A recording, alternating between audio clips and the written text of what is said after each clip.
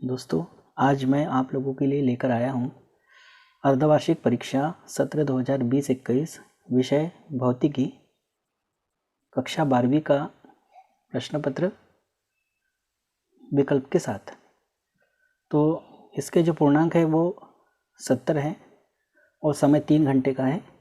साथ में इसमें निर्देश दिए हुए हैं और निर्देश को भी आप ध्यान से पढ़ लीजिए। इसके बाद हम शुरू करते हैं। खंड अ, इसमें पूरे 21 विकल्प आए थे, 21 नंबर के, और सही विकल्प चुनकर लिखिए सारे।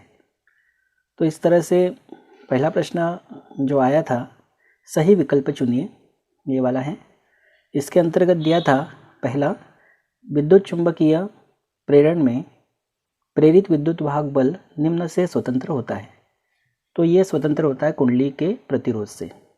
सेकंड आया था, स्वप्रेरकत्व का मात्रक है, तो इसका मात्रक है हेनरी। तीसरा है, एक परिनलिका की कुल लंबाई को अपरिवर्तित रखते हुए परिनलिका में फेरों की संख्या दोगुनी कर दी जाती है, उसका स्वप्रेरकत्व हो जाएगा, तो यह हो जाएगा 4 गुना। अगला है चौथा, चुंबकीय फ्लक्स का एसआई मात्रक वेबर होगा। भंवर धाराओं का उपयोग किया जाता है, तो भंवर धाराओं का उपयोग धारा मापी को रुद्धोल बनाने के लिए भी किया जाता है, चाल मापी के लिए भी किया जाता है, विद्युत ब्रेक में भी किया जाता है, सभी में किया जाता है। तो इसका सही उत्तर होगा उपयुक्त सभी। उसके बाद अगला है, दो कुंडलियों के बीच अन्योन्य प्रेरकत्व द्वितीय कुंडली में प्रेरित विद्युत वाहक बल के बराबर होता है, जबकि प्राथमिक कुंडली में धारा, द्वितीय कुंडली है ये, जबकि प्राथमिक कुंडली में धारा। इसका सही उत्तर है 1 एम्पियर प्रति सेकंड की दर। अगला है, एक संधारित्र अपने में से गुजर जाने देता है, तो ये केवल एसी को, यानी अल्टरनेटिंग करंट, इसी को गुजर जाने देता है, प्रत्यावर्ती धारा को। अगला है, प्रत्यावर्ती परिपथ में वाटहीन धारा होती है यदि परिपथ में है, तो इसका सही उत्तर है केवल एल, यानी केवल प्रेरकत्व होना चाहिए। अगला है, प्रतिघात का मात्रक है, तो प्रतिघात हो चाहे प्रतिबाधा हो चाहे प्रतिरोध हो, सभी का मात्रक होता है ओम। 10वां विकल्प आया था, परिपथ की अनुनादी आवृत्ति होती है, तो ये होती है 1/2 पाई √LC। ट्रांसफार्मर क्रोड को निम्न प्रभाव कम करने के लिए पटलित किया जाता है, तो ये भंवर धाराओं को कम करने के लिए।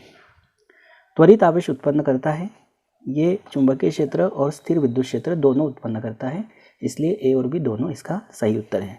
विस्थापन धारा निम्न में उत्पन्न नहीं होती, तो ये तांबे के तार में उत्पन्न नहीं होती। निम्न में से किसकी आवृत्ति सबसे कम है, तो ये 4 ऑप्शन दिए हैं। इसमें क्रम होता है तरंग दैर्ध्य का बढ़ता क्रम या आवृत्ति का घटता क्रम, तो उसमें से जो हमारा ये सही उत्तर होगा, ये होगा अवरक्त विकिरण, इंफ्रारेड रेज। अगला है, निम्न में से कौन सा विद्युत चुंबकीय तरंग नहीं है, यानी कौन सी तरंग विद्युत चुंबकीय तरंग नहीं, तो ध्वनि तरंगे जो है ये विद्युत चुंबकीय तरंगे नहीं होती। अगला है,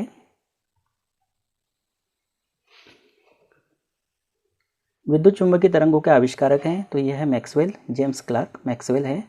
व्यतिकरण होता है, यह अनुदैर्ध्य तरंगों और अनुप्रस्थ तरंगों दोनों में होता है, इसलिए दोनों में होगा ये सही उत्तर। ज्यामिति छाया में प्रकाश के अतिक्रमण को कहते हैं, तो ये विवर्तन की परिभाषा है।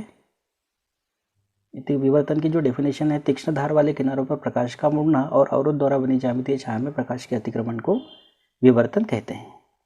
अगला है, प्रकाश के व्यतिकरण में ऊर्जा, ये इसका सही उत्तर है संरक्षित हो जाती है। अगला है, तरंगे एक स्थान से दूसरे स्थान तक संचरण करती है, तो ये ऊर्जा का संचरण करती हैं। अगला लास्ट है 21वां विकल्प, एक तरंगाग्र के किन्हीं 2 बिंदुओं के बीच कलांतर होता है, तो ये होगा 0। तो इस तरह से ये आपका जो भौतिकी का प्रश्न पत्र है, उसके पूरे 21 विकल्प आपको बता दिए गए। इसके अलावा इसके जो प्रश्न हैं साथ में आप उसको भी देख लीजिए।